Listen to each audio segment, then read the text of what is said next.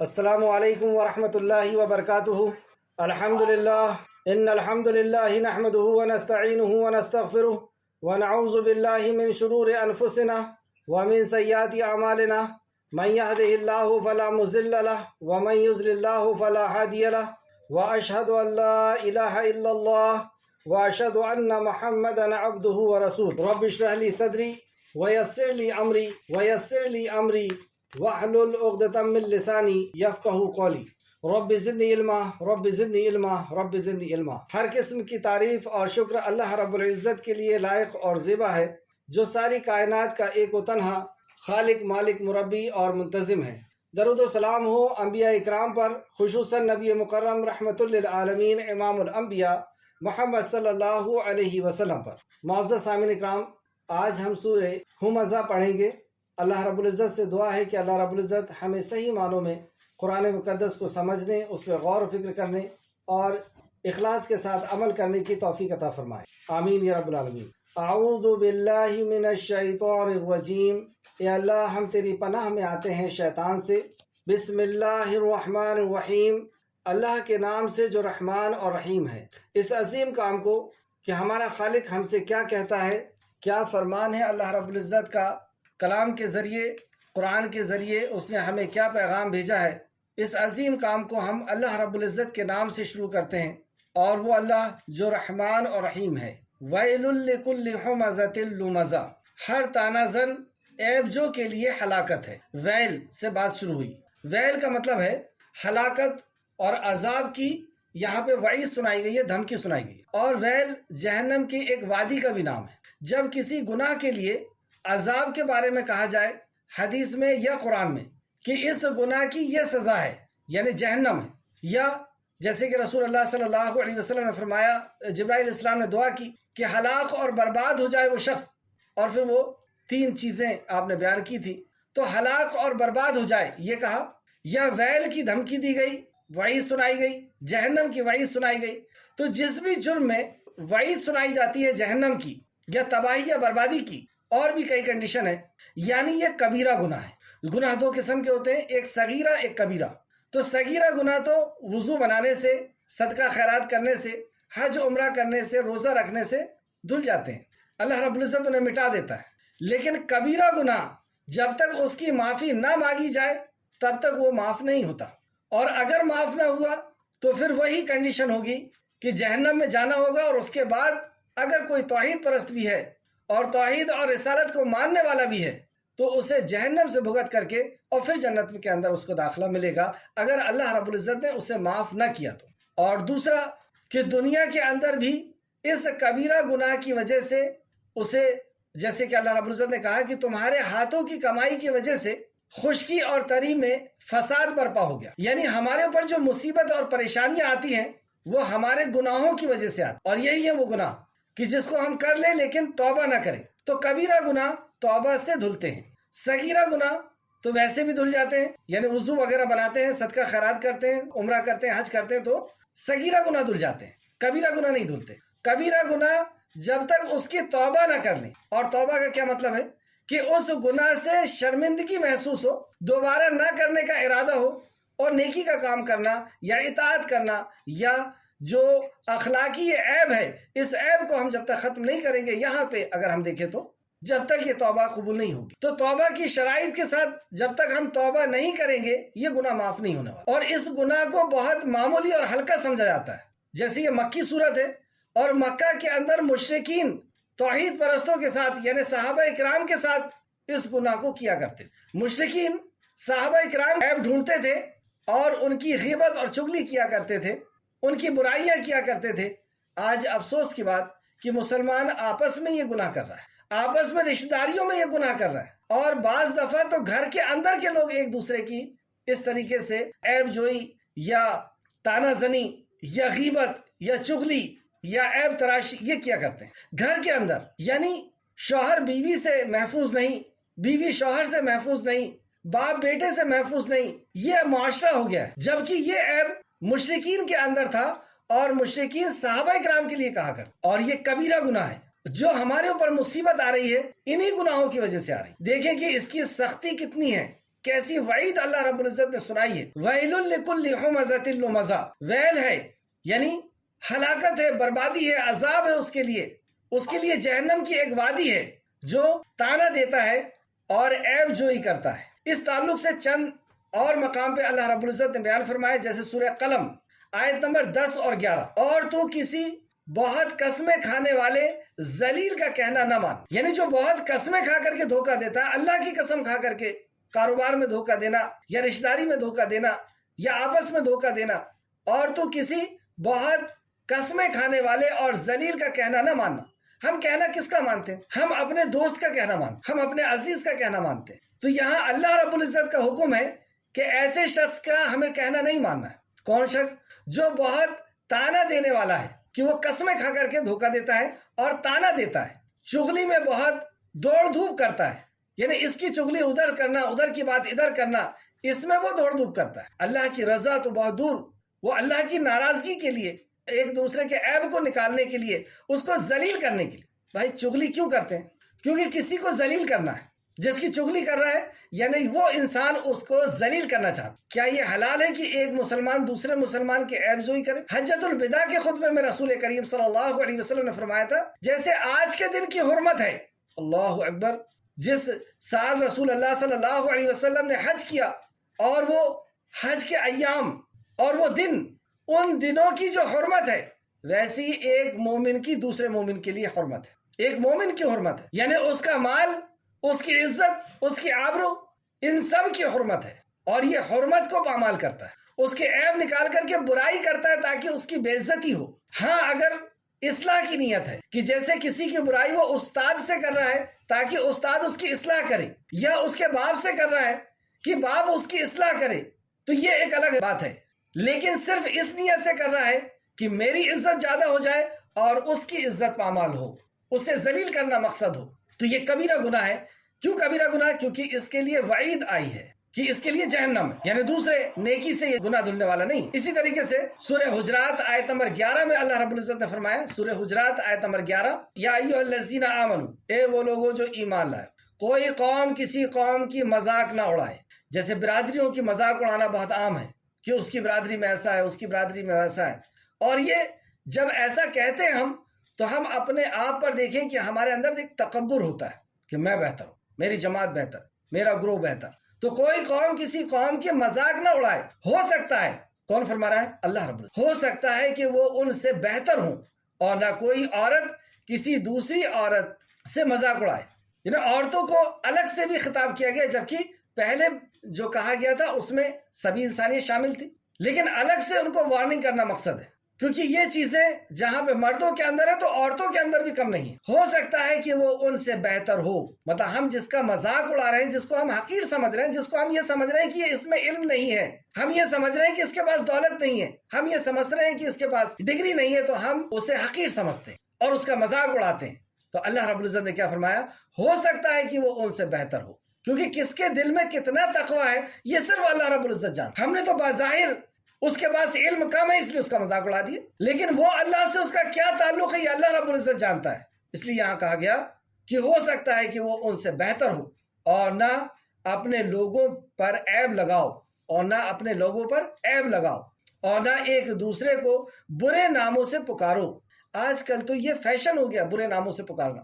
گھر کے لوگ خود برے نام رکھتے ہیں، ببلو، پنٹو، چنٹو وغیرہ، جبکہ جس کا جو نام ہے اس کو اس نام سے پکارے. اور یہ شروع میں تو اچھا لگتا ہے بچپن میں، لیکن بڑی عمر میں جب اس ناموں سے پکارا جاتا ہے تو بے عزتی محسوس ہوتی، شرمندگی محسوس ہوتی ہے. اور کسی مسلمان کو ہم شرمندہ نہیں کر سکتے، یا اس کے اندر کوئی کمی ہے، جیسے اسے کم دکھتا ہے، وہ چل نہیں سکتا ٹھیک سے، یا اس کا کلر کم ہے، یا اس کی ہائٹ کم ہے، تو اس طریقے سے اس کے عیب کے ساتھ اس کو نہ پکارو. یہ اللہ کا حکم ہے. اور نہ ایک دوسرے کو برے ناموں کے ساتھ پکارو. ایمان کے بعد فاسق ہونا برا نام ہے، اور جس نے توبہ نہ کی سو وہی اصل ظالم ہے. یہ وہ گناہ ہے کہ جس میں توبہ کرنا ہوگا، اور جس نے توبہ نہ کی وہ اصل ظالم ہے. اور وضاحت ہو گئی کہ یہ کبیرہ گناہوں میں سے. ایک اور دیکھتے ہیں سورہ حجرات آیت نمبر 12. سورہ حجرات آیت نمبر 12، اے لوگوں جو ایمان لائے ہو، بہت سے گمان سے بچو. دیکھیے اس عیب اور غیبت اور چغلی اور حسد یہ شروع کہاں سے ہوتا ہے؟ یہ شروع ہوتا ہے بدگمانی سے، جو شیطان دل کے اندر ڈالتا ہے. کوئی کسی کے بارے میں بات کر رہا ہے، کسی کو دیکھ رہا ہے تو شیطان بدگمانی ڈالتا ہے. کوئی کسی عورت کے ساتھ جا رہا ہے، کوئی کسی عورت سے فون پہ بات کر رہا ہے تو شیطان فوراً بدگمانی ڈالتا ہے کہ ضرور کچھ لفڑا، کچھ معاملہ ہے. اور یہیں سے پھر بات شروع ہوتی ہے جو سورہ حجرات آیت نمبر 12 میں اللہ نے فرمایا، اے لوگو جو ایمان لائے ہو بہت سے گمان سے بچو، یقیناً بعض گمان گناہ ہے. اللہ اکبر، یہ گمان بعض گمان گناہ ہے. اور نہ جاسوسی کرو. اب جب گمان برا ہو جاتا ہے کہ یہ عورت اس مرد کے ساتھ جا رہی ہے، گمان برا ہو گیا، تو اب اس کے بعد جاسوسی شروع ہوتی ہے. کوئی کسی سے فون پہ بات کر رہا ہے تو فون لے کر کے اس کی جاسوسی. اور جاسوسی کا تو یہ عالم ہو گیا ہے کہ مرد گھر میں آیا نہیں کہ اس کا فون چیک ہونا شروع ہو گیا، یا عورت کا مرد چیک کر رہا ہے. یہ کیا ہم نے اپنے گھر کا حال بنا لیا؟ کیا مسلمان ایسا ہوتا ہے؟ بہرحال اللہ سب کو محفوظ رکھے. تو اے لوگوں جو ایمان لائے ہو بہت سے گمان سے بچو. آپ بدگمانی کس کے اوپر کر رہے ہیں؟ اپنی اولاد کے لیے، اپنی بیوی، اپنے شوہر کے لیے، گھر کو تباہ کر رہے ہیں. یہ جو گناہ ہے یہی مصیبت بنتے ہیں ہمارے لیے. اللہ رب العزت نے فرمایا کہ جو تم گناہ کرتے ہو، یہ تمہارے اوپر جو مصیبتیں آتی ہیں یہ تمہارے گناہوں کی وجہ سے آتی. تو بہت سے گمان سے بچو، یقیناً بعض گمان گناہ ہیں. اور نہ جاسوسی کرو، اور نہ تم میں سے کوئی دوسرے کے غیبت کرے. اب پھر جب وہ اس کے عیب کو ٹٹولتا ہے تو پھر اس کی غیبت کرنا شروع، اس کی برائی کرنا شروع کرتا ہے. اور یہ برائی کرنا یعنی کسی کے پیٹھ پیچھے کسی کی برائی کرنا، یہ کیسا جرم ہے؟ اللہ رب العزت فرماتا ہے، کیا تم میں سے کوئی پسند کرتا ہے کہ وہ اپنے بھائی کا گوشت کھائے جبکہ وہ مردہ ہو؟ تو کیا تم میں سے کوئی یہ پسند کرے گا کہ وہ مردہ، یعنی جو کسی کی غیبت کر رہا ہے گویا کہ وہ اپنے بھائی کا گوشت کھا رہا ہے، وہ بھی مردہ بھائی کا. سو تم اسے ناپسند کرتے ہو اور اللہ سے ڈرو، اللہ سے ڈرو. یہ ایسا جرم ہے، یعنی دوسرے کو بے عزت کرنا، دوسرے کے عیب کو زبردستی نکالنا، یہ ایسا جرم ہے کہ اللہ سے ڈرو. یقیناً اللہ بہت توبہ قبول کرنے والا اور نہایت رحم کرنے والا. زندگی اسی میں گزر گئی، لیکن اللہ رب العزت وہ رحمان اور رحیم ہے. وہ فرماتا ہے کہ تم توبہ کر لو، اور اللہ رب العزت توبہ قبول کرنے والا اور وہ بہت رحمان. اللہ ہم سب کو توبہ کی توفیق نصیب فرمائے اور توبہ نصوحہ کی توفیق نصیب فرمائے کہ اب توبہ کر لیں، اب کبھی ایسا نہیں کرنے کا عزم کر لیں. اور دیکھیے یہ گناہ اصل میں صرف ایسا نہیں کہ آخرت میں ہی اس کا مطلب ہوگا، دنیا میں جو مصیبتیں آ رہی ہیں وہ اس کے وجہ سے آ رہی ہیں. 4 یا 5 جگہ میں نے اس کے پہلی کلاس میں نوٹ کرایا تھا کہ جس میں اللہ رب العزت نے فرمایا کہ جو تمہارے اوپر مصیبتیں آتی ہیں وہ تمہارے گناہوں کا نتیجہ ہے. یہ ہے وہ کبیرہ گناہ جو دھلتے نہیں ہیں جب تک اس سے پلٹیں گے نہیں، جب سے اس سے توبہ نہیں کرے گا. اور توبہ کا مطلب یہی ہے کہ شرمندگی حاصل کریں، شرمندگی محسوس کریں اور اس گناہ کو چھوڑ دیں اور دوبارہ کرنے کا ارادہ نہ ہو، تب وہ گناہ ہے. ہمارے اوپر جو بھی پریشانیاں آتی ہیں ہم سوچتے ہیں کہ میں نے تو کچھ کیا نہیں، میں تو 5 ٹائم کی نماز پڑھ رہا ہوں، روزہ رکھ رہا ہوں، حج کر رہا ہوں، زکات دے رہا ہوں. اور یہ سورہ عصر کے بعد آئی ہے یہ سورت، وہاں پہ 4 اصول بتائے گئے اور اس اصول کے ذریعے سے بتایا گیا کہ تم جہنم سے بچ سکتے ہو. والعصر ان الانسان لفی خسر، خسارے سے تم بچ سکتے ہو جب یہ 4 اصول ہوں گے. اب ان اصولوں کے بعد یہ بات کہی جا رہی کہ ان برائیوں سے بھی ہمیں بچنا ہو. تو جو مصیبت ہم پر آتی ہے بعض دفعہ ہم یہ سوچتے ہیں کہ وہ 4 اصول میں تو میں ہوں، ایمان بھی ہے، عمل صالح بھی ہے، بھلائی کا حکم بھی دے رہا ہوں، برائی سے روک بھی رہا ہوں، لیکن جو گناہ ہم سے ہو رہے ہیں ہم اس کو گناہ سمجھ ہی نہیں رہے. ہمارے اسلاف یعنی پچھلے بزرگ، پچھلے زمانے کے بزرگ لوگ، صحابہ، تابعین، تبع تابعین، ان کا اگر جانور بدک جاتا، دودھ نہ دیتا یا بیوی سے کہا سنی ہو جاتی، ٹینشن ہو جاتی، تو کام چھوڑ کر کے بیٹھ جاتے اور سوچنے لگتے کہ ہم سے کیا گناہ ہوا، کیا گناہ ہوا ہے کہ یہ پریشانی ہم پر آئی. ہمیں بیماریاں ہوتی ہیں، ٹھوکر لگتی ہے، گرتے ہیں، ایکسیڈنٹ ہوتا ہے، کبھی ہمارے ذہن میں یہ بات نہیں آتی کہ یہ پریشانی آئی کیوں. جو بھی پریشانی آئی ہے اللہ رب العزت کے حکم سے آئی ہے. اور وہ کیوں آئی ہے؟ کیونکہ ہم نے کوئی گناہ کیا. توبہ کرنے کے بجائے ہمیں ڈاکٹر نظر آتے ہیں، توبہ کرنے کے بجائے ہمیں کچھ اور چیزیں نظر آتی ہیں. تو بہرحال غیبت کسے کہتے ہیں اس کو بھی ہم سمجھیں گے. سیدنا ابو ہریرہ رضی اللہ عنہ بیان کرتے ہیں رسول اللہ صلی اللہ علیہ وسلم نے فرمایا، تم جانتے ہو غیبت کیا ہے؟ لوگوں نے کہا اللہ اور اس کا رسول بہتر جانتے. آپ نے فرمایا غیبت یہ ہے کہ تم اپنے بھائی کا ذکر اس طرح کرو اگر وہ سنے تو اسے ناگوار گزرے، مطلب اسے برا لگے، ایسا ذکر کسی کے سامنے اس بھائی کا کرو. کسی نے کہا اے اللہ کے رسول اگر اس میں وہ عیب ہو، اس میں وہ عیب موجود ہو جو میں کہہ رہا ہوں، تو آپ نے فرمایا اگر اس میں وہ عیب موجود ہے جو تم کہہ رہے ہو تو تم نے اس کی غیبت کی. جو عیب اس کے اندر ہے وہی عیب تم بتا رہے ہو تو ہی تو یہ غیبت ہے. اور اگر اس کے اندر وہ عیب موجود نہ ہو تو تم نے بہتان تراشی، تم نے اس کے اوپر الزام لگایا، بہتان لگایا، جو اور زیادہ گناہ ہے. یہ سے امام مسلم نے لکھ کر کیا ہے، مسلم شریف حدیث نمبر 2589، مسلم شریف حدیث نمبر 2589. تو یہ پہلی آیت تھی آج کی سورت کی، وَيْلٌ لِكُلِّ ہُمَزَةٍ لُمَزَةٍ. اور ताना जनी ऐब जोई के लिए हलाकत है। तो ये ताना देने वाला, ऐब निकालने वाला, गीबत करने वाला, चुगली करने वाला, ये इस जुर्म को क्यों करता है? आयत नंबर 2, अल्लज़ी जमअ मालन व अद्ददा, जिसने माल जमा किया और उसे गिन गिन करके रखा। ये है ये माल का गुरूर जो मुशरिकीन मक्का को था, मनसब का, ओहदे का, अपने बड़े बड़े कबाइल का, और चंद कमजोर लोग जो इस्लाम के अंदर आए थे उनका मजाक उड़ाना, उनको ताने देना, उनकी गिबतें करना, उनकी चुगलियां करना, और इस गुरूर के अंदर ये मुलविस थे। आज हम क्यों कर रहे हैं? क्योंकि किसी ना किसी चीज का हमें भी गुरूर है, या तो दौलत का होगा, या मनसब का होगा, या इल्म का होगा, और ये सब खुद साख्ता तौर पे हमने समझ लिया अपने आप को बड़ा। कोई ऊंची खानदान से तो अपने आप को बड़ा समझ रहा है, कोई दौलत वाला है तो अपने आप को बड़ा समझ रहा है, कोई डिग्रियों वाला है तो अपने आप को बड़ा समझ रहा है। जैसे इब्लीस ने समझा था कि मैं आग से बना हूं, मैं बेहतर हूं, मैं क्यों सजदा करूं। उसे और भी गुरूर था कि वो हजारों सालों से अल्लाह की इबादत कर रहा था, फरिश्तों में उसका शुमार था। तो ये उसने खुद साख्ता तौर पे अपने आप को बेहतर समझने का एक उसूल बना लिया। जैसे हम लोगों ने बना लिया कि मैं सैयद हूं साहब तो मैं बेहतर हूं, मैं खूबसूरत हूं तो बेहतर हूं, मैं दौलतमंद हूं तो बेहतर हूं। तो बेहतर कौन है? जो अल्लाह के नजदीक बेहतर हो। और अल्लाह के नजदीक बेहतर कौन? अल्लाह रब्बुल इज्जत फरमाए कि जो अल्लाह से ज्यादा डरने वाला, जो मुत्तकी है, वो अल्लाह के नजदीक बेहतर है। अब किसके दिल में कितना तकवा है तो वो तो अल्लाह जानता है। तो इससे हमारी ये अपने आप को बड़ा समझना, गुरूर करना, ये चीज खत्म हो जाती है। क्योंकि कोई शख्स जो हमारे सामने है वो अल्लाह से कितना डरता है ये हम नहीं जानते। तो हम नहीं जानते कि वो बेहतर है या हम बेहतर है। और ये जो असबाब हमारे नजर आ रहे हैं, खूबसूरती या खानदान या दौलत या मनसब, ये तो अल्लाह का अता किया हुआ है, वरना हम थे क्या? एक हकीर कतरे से पैदा किए गए। तो ये जब दौलत किसी के पास आती है तो उसके अंदर ऐसा गुरूर पैदा होता है, और ये गुरूर हसद लेकर के आता है, और ये फिर ताने देता है, फिर ऐब निकालता है, फिर बुराई करता है। तो ये बुराइयां बाज दफा हर किसी के साथ ऐसा नहीं होता। मोमिन ईमान वाला है और दौलत है तो उसके अंदर बुराई नहीं आती। जैसे उस्मान गनी और भी बहुत से सहाबा थे, बहुत दौलतमंद थे, बाज अंबिया भी बादशाह हुए हैं। तो ईमान के साथ अगर ये दौलत आती है तो दौलत का वो चीज नहीं आती। लेकिन अगर ईमान ना हो तो इसके नशे में आदमी आकर के और फिर बहुत बुराइयां करता है। अल्लाह हम सबको महफूज रखे ऐसी दौलत से जो हमें अल्लाह की बगावत पर उभारे। ऐसी दौलत से अल्लाह रब्बुल इज्जत हमें बचा करके रखे जो अल्लाह की बगावत पर उभारे हमें। आमीन या रब्बुल आलमीन। जिसने माल जमा किया और उसे गिन गिन करके रखा, माल जमा किया गिन गिन के रखा, यानी ज़कात नहीं दे रहा, बार बार बैंक बैलेंस चेक हो रहा है और उसी गुरूर में वो पड़ा हुआ है कि हाँ अब इतना हो गया, अब इतनी, पहले इतनी जमीन थी अब इतनी हो गई, अब इतनी कोठियां थी अब इतनी हो गई, अब इतनी गाड़ी थी अब इतनी हो गई, अब बैंक बैलेंस चेक हो रहा। तो जिसने माल जमा किया और गिन गिन करके रखा और समझता है यह सब, और उसने हिसाब लगा लिया है, उसने गुमान लगा लिया, उसने वो समझता है अन्ना मालहू अखलदा। तो इसका तोड़ देखें आप। पहले बुराई बताई गई, बुराई की वजह और इस बुराई से कैसे निकला जा सकता, वही उसूल जो पिछली आयतों में आ रहा था। क्या उसने ये हिसाब लगा लिया है? क्या वो ये समझता है कि बेशक उसका माल उसे हमेशा जिंदा रखेगा? फिक्र आखिरत, मौत की फिक्र, मौत के बाद की जिंदगी की फिक्र, ये इंसान के अंदर से तकब्बुर, गुरूर और ये बुराइयों को निकालती है। आखिरत का यकीन, और यही तो ईमान है, और यही एक ऐसा इनकलाबी मौजू है इस्लाम का जो इंसान को बदल करके रख देता है। जब उसे यकीन आ जाए कि उसे मरना है और मर करके अपने खालिक के सामने हाजिर होना है, तो वो दौलतमंद होने के बावजूद भी उसके अंदर बुराइयां नहीं आएंगी।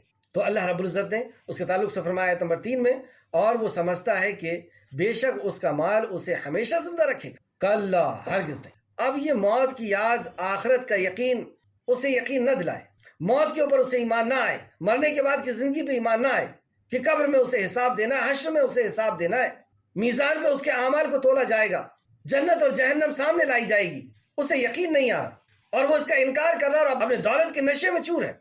तो मुशरिकीन मक्का को अब वहीद फिर से सुनाई जाए, और ये सिफत जिसके अंदर भी होगी उस सब के लिए ये वहीद सुनाई जाए। कल्ला, हरगिज नहीं। कल्ला लयुम्बज़न्ना फिल हुतमा, हरगिज नहीं, उसे जरूर हुतमा में फेंका जाएगा। हुतमा क्या है ये? वमा अदराका मल हुतमा, और आपको क्या मालूम कि हुतमा क्या है? आप क्या जाने कि हुतमा क्या है? ये एक उस्लूब है इंटरेस्ट पैदा करने का कि और हम जाने कि वाकई क्या है ये हुतमा। नारुल्लाहिल मूक़दा, वो अल्लाह की भड़काई हुई आग है, उस आग को अल्लाह रब्बुल इज्जत ने भड़काया। हुतमा यानी बहुत ही तोड़ फोड़ देने वाली। जैसा कि सैयदा आयशा रज़ी अल्लाह अन्हा बयान करती हैं, रसूल अल्लाह सल्लल्लाहु अलैहि वसल्लम ने फरमाया, मैंने जहन्नम को देखा कि उसकी अपना हिस्सा एक दूसरे हिस्से को तोड़ फोड़ रहा है। वो ऐसी जहन्नम है, हुतमा एक ऐसी जगह जो एक दूसरे को तोड़ फोड़ रही होगी। پیس رہی ہوگی. جیسے آپ نے روڈ بنتے ہوئے دیکھا ہوگا، سڑک بنتے ہوئے، اور وہ گٹیوں کو بڑا رولر کیسا پیستا ہوا جاتا ہے. اور جہنم کے اندر ایسے کئی قسم کے عذاب ہیں. آگے بھی اس کا ذکر آ رہا ہے کہ وہ کیسے ستونوں کی طرح ہوگی، اور کیسے چاروں طرف سے آگ ہی آگ، اور اوپر سے بھی آگ، اور اس میں دھواں، اور کھانے کے لیے کیا، اور ہم سب جانتے ہیں. اللہ ہم سب کو محفوظ رکھے. تو جہنم ایک دوسرے حصے کو بھی کھا رہی ہوگی. یہاں پہ لیکن توڑنے پھوڑنے کا ذکر آیا بخاری شریف حدیث نمبر 1212 نار اللہ الموقدہ، اور اللہ کی آگ. کہنے میں اس آگ کی جو ہولناکی بیان کی گئی ہے وہ کسی اور لفظ میں بیان نہیں کی جا سکتی. مفسر فرما رہے ہیں کہ نار اللہ الموقدہ، یہ جو ہولناکی جہنم کی بیان کی گئی ہے یہ کسی اور لفظوں میں بیان نہیں کی جا. کیسی شدت والی، کیسی سخت آگ ہے.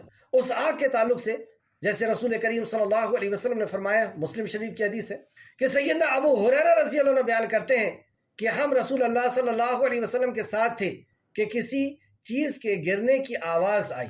مطلب رسول اللہ کے ساتھ صحابہ اکرام بیٹھے ہوئے تھے اور ایک زور کی آواز آئی، کسی چیز کے گرنے کی آواز.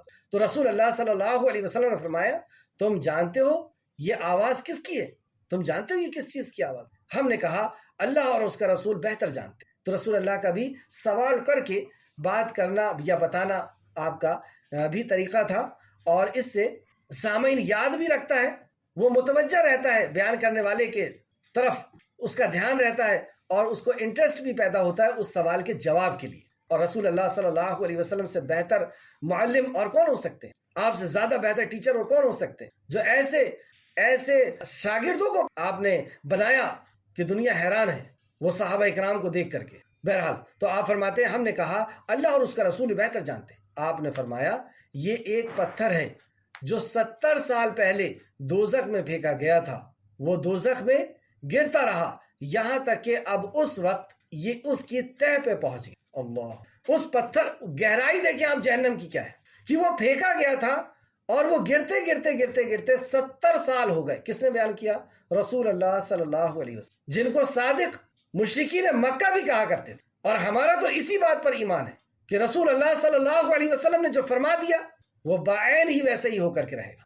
یہ گہرائی ہے جہنم کی، جس جہنم سے بچنے کی ہمارے پاس کیا فکر ہے، کیا اس کے لیے جد و جہد، کیا کوشش ہے اس کے لیے. اور جہنم کے نچلے حصے میں اللہ نہ کرے، اللہ نہ کرے، کیسی شدت والی آگ ہوگی وہ. اور جہنم کے اوپر کے حصے میں بتایا گیا کہ کافر ہوگا، جہنم کے اوپر کے حصے. اور جو کافر کو یعنی کفر کرنے والا، انکار کرنے والا اللہ رب العزت کا یا مرنے کے بعد کی زندگی کا انکار کر دیا. اور جہنم میں سب سے ہلکا عذاب جسے دیا جائے گا اس کو ایک انگارہ جس کے پیر کے نیچے رکھا جائے گا، یعنی جوتی پہنائی جائے گی، انگارہ رکھا جائے گا. اس کا سر ایسا کھولے گا، چولہے کے اوپر رکھی ہوئی ہنڈی میں پانی کھولتا ہوا آپ نے دیکھا ہوگا کبھی، ایسا اس کا سر کھولے گا اور وہ محسوس کرے گا کہ سب سے سخت عذاب مجھے ہو رہا. کس نے خبر دی؟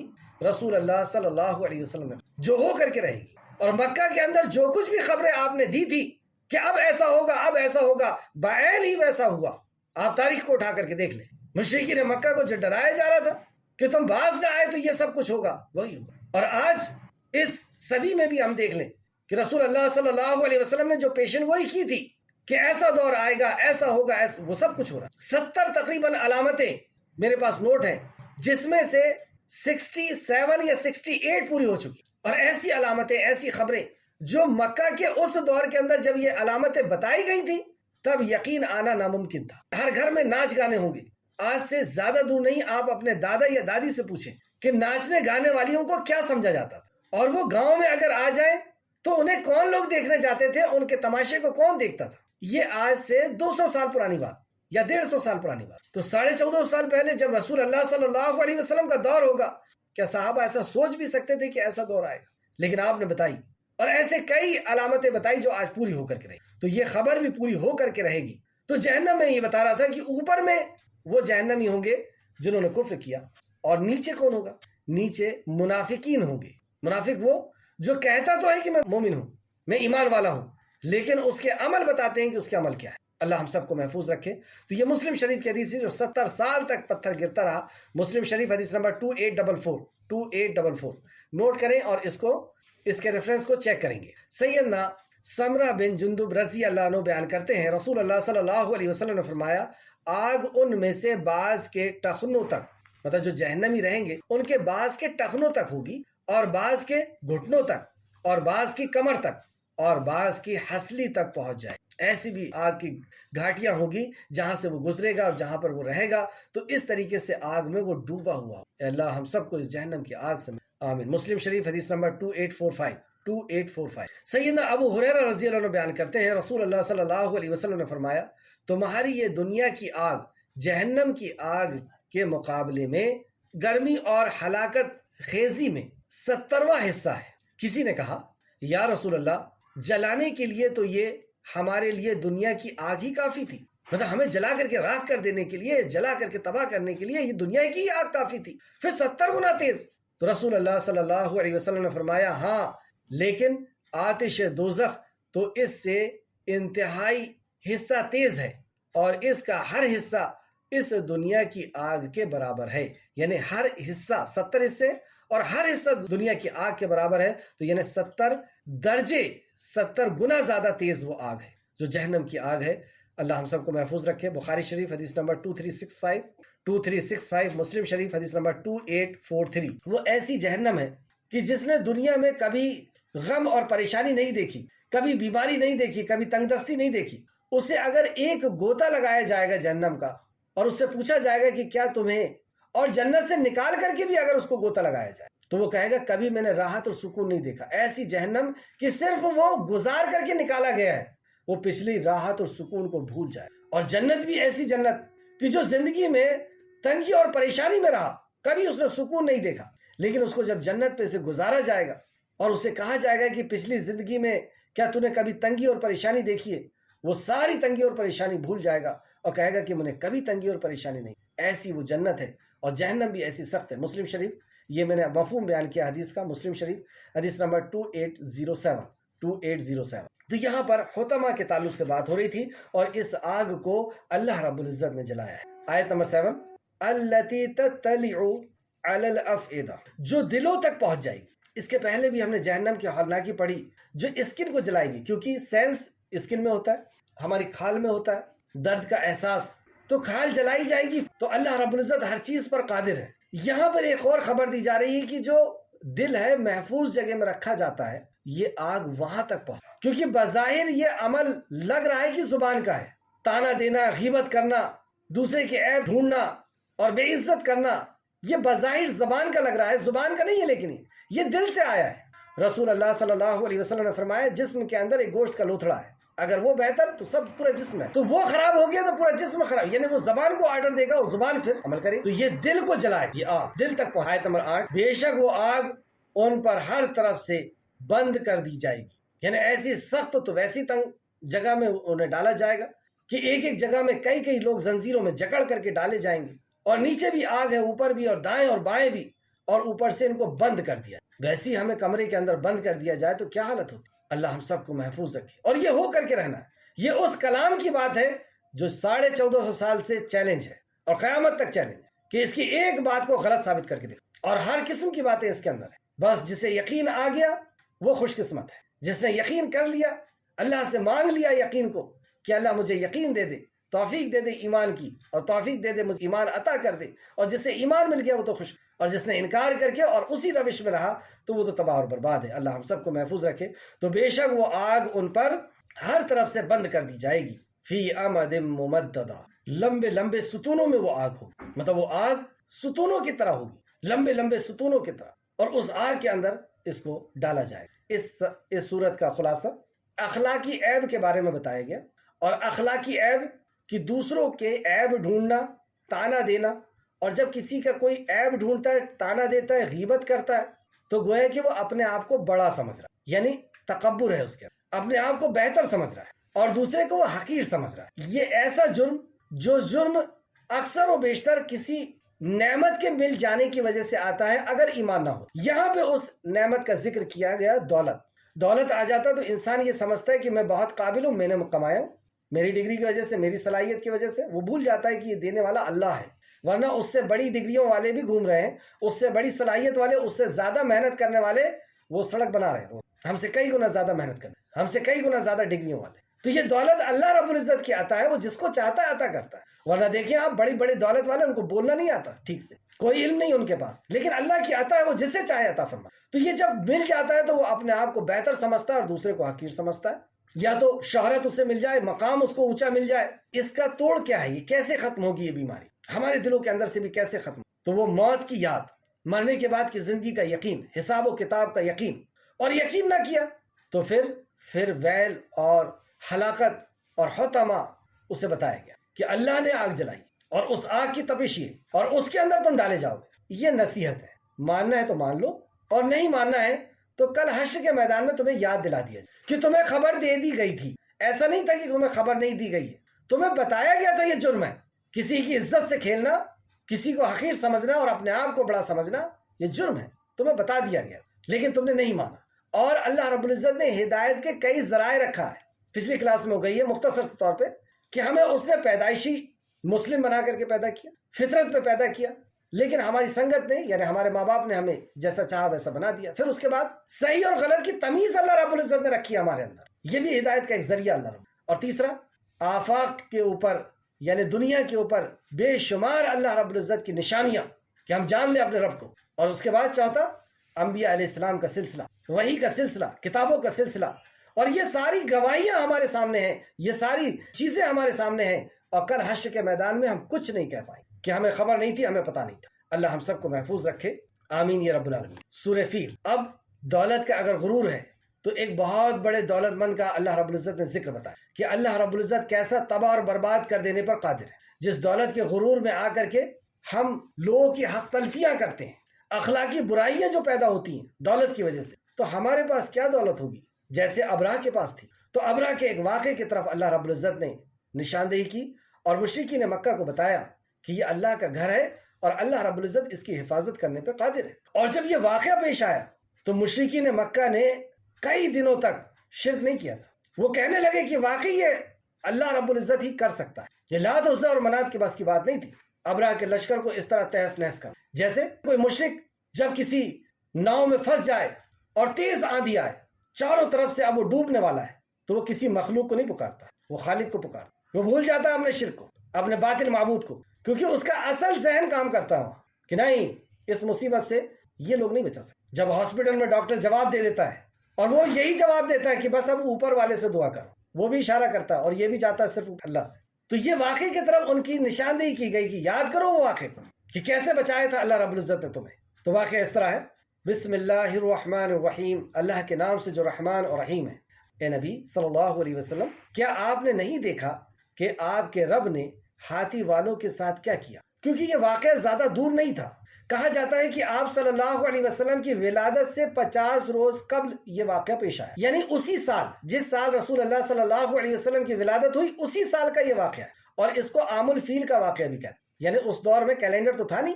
تو اسی واقعے سے وہ لوگ تاریخ کا اندازہ لگاتے تھے، سالوں کا اندازہ لگاتے تھے کہ اچھا عام الفیل اس کے اتنے دن بعد، اس کے اتنے سال بعد، اس طریقے سے اندازہ لگاتے. تو یمن کے علاقے میں حبشی حکمران تھا جو حبشہ کی حکومت میں ایک طور سے گورنر تھا، لیکن بعد میں اس نے خود مختار حکومت کا قیام کر لیا، یعنی برائے نام اس نے خود اپنے آپ کو بادشاہ مقرر کر دیا. اس کا تعلق یمن سے تھا، اس کا نام ابراہ تھا، اور یمن میں اس نے ایک کلیسا بنایا. مطلب جو اصل بادشاہ تھا اس کی طرف خبر پہنچائی کہ میں ایک کلیسا بناتا ہوں.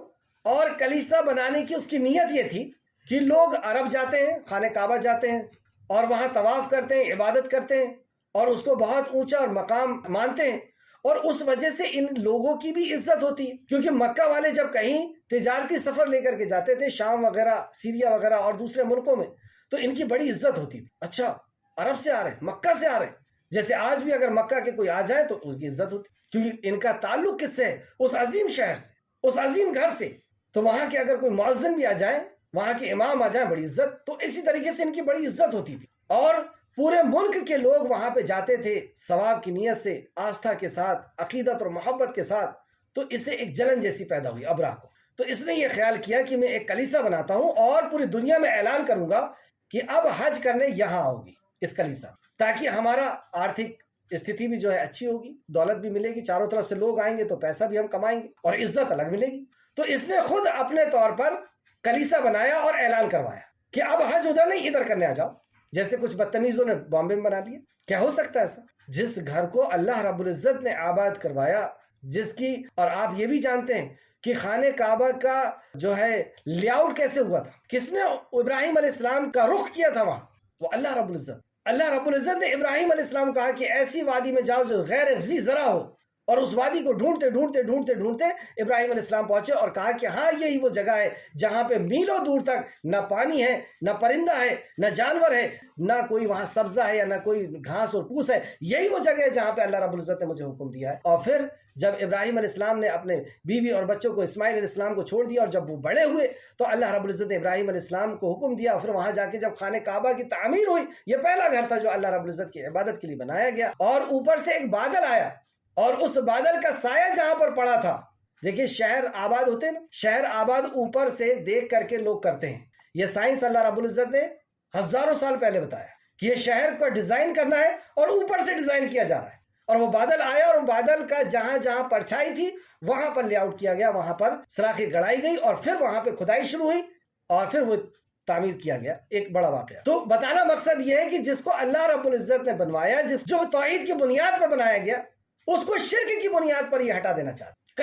کلیسا میں کیا ہوتا ہے؟ شرک ہوتا ہے، اور یہ چاہتا تھا کہ پوری دنیا کے لوگ آ کر کے اب حج یہاں، لیکن اس نے دیکھا کہ اس کا کوئی اثر ہوا نہیں دنیا میں۔ یہ عقیدت اور محبت تو اللہ ڈالتا ہے، ہر کسی کے دل میں تمنا ہوتی ہے کہ میں کاش خانہ کعبہ کا دیدار کر لوں، میں کیسے پہنچ جاؤں، سالوں انسان دعا کرتا ہے کہ اللہ مجھے وہاں تک پہنچا دے۔ یہ محبت، یہ عقیدت، یہ اللہ کی طرف سے ہوتی ہے۔ کیا اس ابرا کی وجہ سے ہو جاتی؟ تو بہت خوبصورت بنایا اس نے، بہت عالیشان بنایا، اعلان کیا، لیکن کوئی اس کا نتیجہ نہیں نکلا۔ اب نتیجہ نہیں نکلا تو اس نے ارادہ کیا کہ میں ایسا کرتا ہوں، خانہ کعبہ کو توڑ دیتا ہوں۔ اب جب خانہ کعبہ ٹوٹ جائے گا تو پھر لوگ ادھر ہی آئیں گے۔ یہ ناپاک ارادہ ایک اور جب یہ منظر عام پر آیا تو قریش کے کسی شخص نے سنا، اسے غصہ آیا اور وہ گیا اور وہاں پہ غلاظت کر دیا، اور ایک دوسری روایت میں آتا ہے کہ اس کو آگ لگا دی گئی۔ ابرا نے یہ دیکھ کر کے، غلاظت دیکھ کر کے بہت زیادہ وہ غصے میں آیا، اور اب اس نے اور ارادہ کر لیا کہ اب تو خانہ کعبہ کو توڑ دیا جائے۔ اس نے 12,000 لوگوں کا لشکر لے کے گیا۔ اب مکہ کے لوگوں کے حالات تو ایسے تھے نہیں کہ ان سے وہ لڑ سکتے تھے، تو 12,000 لوگوں کے لشکر کو لے کے گیا، اور اس میں ایک روایت کے مطابق 9 ہاتھی تھے، اور دوسرے روایت کے مطابق 12 ہاتھی۔ ہاتھی تو وہاں پہ تھا نہیں عرب کے اندر، تو اس نے یہاں سے لے کر گیا، اور یہ بہت شان کی سواری سمجھی جاتی تھی کہ ہاتھی کے ساتھ آئے صاحب۔ اور جب یہ ایک لمبا واقعہ، میں اس کو مختصر سے طور پہ کم کرنا چاہتا ہوں کیونکہ وقت ہمارا ہو گیا ہے، تو یہ قریب جب آیا تو دور ہی اس نے پڑاؤ ڈالا اور مکہ کے اونٹوں کو چوری کیا۔ مطلب یہ جاننا چاہتا تھا کہ مکہ کے لوگ کیا کر سکتے ہیں ان کے نقصان پر، تو اس نے پہلے اونٹوں کو نقصان کیا کہ اونٹوں کے نقصان میں یہ کیا ایکشن لیتے ہیں، تو خانہ کعبہ کے نقصان میں تو یہ اور زیادہ ایکشن لیں گے۔ دیکھیے تدبیر اس کے دماغ کتنا چل رہا ہے۔ تو اس نے 200 اونٹ عبد المطلب کے چوری کروا لی۔ عبد المطلب کون؟ رسول اللہ صلی اللہ علیہ وسلم کے دادا۔ تو عبد المطلب کی جب یہ 200 اونٹ چوری ہوئے اور عبد المطلب کو پتا چلا کہ وہاں پہ ایک بادشاہ آ کر کے رکا ہوا اور اس کے یہ ارادہ ہے، تو وہ وہاں پہ گئے ملنے کے لیے، اور عبد المطلب نے کہا کہ تم میرے اونٹ واپس کر۔ تو اس نے کہا کہ تم ایک لیڈر ہو، تم ایک قوم کے لیڈر ہو، تم ایک قوم کے سردار ہو، اور یہ کیسی بات کر رہے ہو، تم اونٹ کی بات کر رہے ہو، تم جانتے ہو کہ میں کس نیت سے آیا ہوں۔ تو آپ کے دادا نے ایک بہت تاریخی بات کہی، اور واقعی خانہ کعبہ میں یا مکہ کے اندر جو رہتا ہو تو مکہ کی عظمت تو اس کے اندر ہونا ہی ہونا ہے۔ وہ کہتے ہیں کہ اس اونٹ کا مالک میں ہوں اور اس گھر کا مالک اللہ ہے، وہ اپنے گھر کی حفاظت کر لے گا، اور تو اس بارے میں مت سوچ، اللہ اس گھر کا مالک ہے۔ یہ اس دور میں کیا کیا ہوگا، اس نے ہنسا ہوگا، بیوقوف سمجھا ہوگا، جبھی تو آگے جرت کیا اس نے۔ اور ابو طالب اپنے گھرانے میں واپس آئے اور بتا دیا کہ اب ایک بڑی جنگ ہونے والی، وہ خانہ کعبہ کو توڑنا چاہتا ہے، اس ناپاک ارادے سے آیا ہے، اور اللہ رب العزت اب اپنے گھر کی حفاظت کر لے گا۔ گویا کہ یہ اللہ رب العزت سے جنگ کے ارادے میں۔ تو یہ جو خانہ کعبہ کے ارد گرد لوگ تھے، ان لوگ پہاڑوں کے اوپر چلے گئے کہ اب کوئی بڑا حادثہ ہونے والا ہے، کیونکہ وہ اس ناپاک ارادے سے اندر آئے گا اور اللہ رب العزت اس کو تہ و بالا ضرور کرے گا، وہ اپنے گھر کی حفاظت ضرور کرے گا۔ تو یہ لوگ پہاڑوں کے اوپر چلے گئے، اور ابرا اب آگے بڑھا اپنے لشکر کو لے کر۔ تو اللہ رب العزت نے فرمایا، اے نبی صلی اللہ علیہ وسلم، کیا آپ نے نہیں دیکھا کہ آپ کے رب نے ہاتھی والوں کے ساتھ کیا کیا؟ اب دیکھیے اللہ رب العزت، ہم یہ نہ سمجھیں اللہ رب العزت اپنے دین کے لیے بھی کافی ہے، اپنے گھر کے لیے بھی کافی ہے، ہم کچھ بھی نہیں ہیں۔ یہ تو اللہ کا احسان ہے کہ اللہ رب العزت ہمیں اس کام کے لیے کچھ قبول کر لے، ورنہ ہدایت بھی اسی نے دینا ہے، ہماری دعوت سے کیا ہونا ہے؟ یہ تو اللہ ہمیں ذریعہ بنا لے، اللہ رب العزت کا یہ احسان ہو جائے۔ اللہ ہم کو سب کو ذریعہ بنا لے کہ ہم دین کے لیے کچھ کر پائیں، آمین۔ کیا اس نے اس کی چال کو بیکار نہیں کر دیا؟ مطلب ابرہہ کی جو چال تھی اس کو بیکار نہیں کر دیا۔ یہ ابرہہ جب اپنے ہاتھی کے اوپر بیٹھ کر کے آیا، اس کا نام تھا محمود، جس ہاتھی پہ، اور یہ بہت لہیم سہیم بہت موٹا تگڑا ہاتھی تھا، غرور، اور اس ہاتھی کا قدم آگے نہیں بڑھ رہا تھا خانہ کعبہ کی طرف، رک گیا، آگے بڑھنے کی اس کی ہمت نہیں، تو اس نے اس کو مار کر کے آگے بڑھنے کی کوشش کیا، وہ پیچھے پلٹا اور فوج کو ہی پریشان کر دیا۔ جب ہاتھی بدکتا ہے تو وہ اپنے والوں کو ہی تباہ اور برباد کر، تو اللہ نے فرمایا کیا اس نے اس کی چال، یہ مکہ والے دیکھ رہے تھے کہ یہ چالیں چلتے تھے، چالیں ان کے اوپر الٹی ہو جاتی تھی، اور آج بھی جو توحید پرستوں کے خلاف چالیں چلتا ہے، اللہ رب العزت ان کی چالوں کو الٹی کر دیتا ہے۔ وہ مکر کرتے اور بہتر تدبیر کرنے والا اللہ ہے، تو کیا اس نے ان کی چالوں کو بیکار نہیں کر دیا؟ ابھی بھی سمجھ جاؤ مکہ کے لوگ، اور ابھی بھی ہر وہ سمجھ جائے جو دین کے مخالف ہے، اور اس نے ان پر جھنڈ کے جھنڈ بھیجے، ارسلا یعنی بھیجنا، وَأَرْسَلَ عَلَيْهِمْ ان کے اوپر طیرن ابابیل، ابابیل کہتے ہیں جھنڈ کو، تو جھنڈ کے جھنڈ سمندر کے قریب سے نکلے اور ان کے اوپر آ گئے۔ یہ جھنڈ یعنی ابابیل یعنی کوئی پرندے کا نام نہیں ہے، ابابیل کہتے ہیں جھنڈ کو، تو یہ جھنڈ کے جھنڈ نکلے اور ان کے پیروں میں کنکریاں تھی، پیچھے کے علاقے سے نکل کر کے آئے کنکریاں، اوپر سے کنکریاں گری۔ یہ ہوائی حملہ کرنا اللہ رب العزت نے آج سے 14.5 سال پہلے بتایا کہ ہوائی حملے بھی ہوتے ہیں، ایسا اوپر سے بھی فوج مارتی ہے اور مار کر کے گراتی ہے اور تباہ اور برباد کر، یہ سائنس بھی اللہ رب العزت کا بتایا ہوا، اور اس نے ان پر جھنڈ کے جھنڈ پرندوں کو بھیج دیا جو ان پر کھگر یعنی پکی ہوئی مٹی کی طرح کی کنکریاں پھینکتے تھے، پکی ہوئی مٹی کی طرح کنکریاں ان کے پیر میں تھی، اور وہ کنکریاں اوپر سے پھینکتے تھے۔ جب وہ اوپر سے کنکریاں پھینکتے تھے تو انہیں ایسی لگتی تھی، اس کا ذکر اللہ رب العزت نے یہاں کیا، فَجَعَلَهُمْ كَعَصْفٍ مَّأْكُولٍ، پھر اس اللہ نے انہیں کھائے ہوئے بھوسے کی طرح کر۔ اب جب جانور کوئی بھوسا کو کھاتا ہے اور پھر پھینک دے تو وہ کیسا حالت کا ہوگا، اس حالت کی ان کو کر دیا اللہ، اور یہ مکہ والوں نے دیکھا، کوئی زیادہ دور بات نہیں تھی، تو یہ ایک اگزامپل دے کر کے بتایا اللہ رب العزت اپنے گھر کی حفاظت کرنے پہ بھی قادر ہے، اور اپنے دشمنوں سے بدلہ لینے پر بھی قادر ہے، اور اپنے دین کی حفاظت پر بھی قادر ہے۔ تو صحابہ کی بھی اللہ رب العزت نے حفاظت کیا، اور نبی کریم صلی اللہ علیہ وسلم کی بھی اللہ رب العزت حفاظت کیا، اور مکہ پھر سے فتح ہوا، اور نبی کریم صلی اللہ علیہ وسلم یا صحابہ کرام کے ہاتھ میں آیا، اور اللہ رب العزت نے بتا دیا کہ تم دولت مند کتنے بھی ہو، کتنے بھی غرور میں آ جاؤ، کتنے بھی تکبر میں آ جاؤ، اور اخلاقی برائیاں تمہارے اندر آ جائے، اللہ رب العزت جب چاہے گا مٹا کے تباہ اور برباد کر۔ اور یہ ہم تاریخ کا اگر مطالعہ کریں تو بڑے بڑے بادشاہوں کو، بڑی بڑے دولت مندوں کو، بڑے بڑے منصب والوں کو، بڑے بڑے مقام و مرتبے والوں کو ہم دیکھیں گے کہ اللہ رب العزت جب چاہتا ہے تو ان کو زمین دوز کر دیتا ہے، اور جب جس کو چاہتا ہے تو زمین سے اٹھا کر کے، یہ کامیابی نہیں ہے، یہ نیچے سے اوپر ہونا یا اوپر سے نیچے ہونا، دولت مند ہو جانا، کامیابی یہ ہے کہ ہم اللہ رب العزت کا تقوی اختیار کریں، اللہ رب العزت سے ڈر کر کے اس دنیا کے اندر جئیں۔ اللہ رب العزت سے دعا ہے کہ اللہ رب العزت جب تک ہم کو تو زندہ رکھ، ہمیں ایمان اور اخلاص کے ساتھ، عمل صالح کے ساتھ زندہ رکھ، جب ہمارا خاتمہ کر تو خاتمہ بالخیر فرما، آمین یا رب العالمین۔ اللہم صلی وسلم علی نبینا محمد، اللہم صلی وسلم علی نبینا محمد، اللہم صلی وسلم علی نبینا محمد، آمین یا رب العالمین۔ السلام علیکم ورحمۃ اللہ وبرکاتہ۔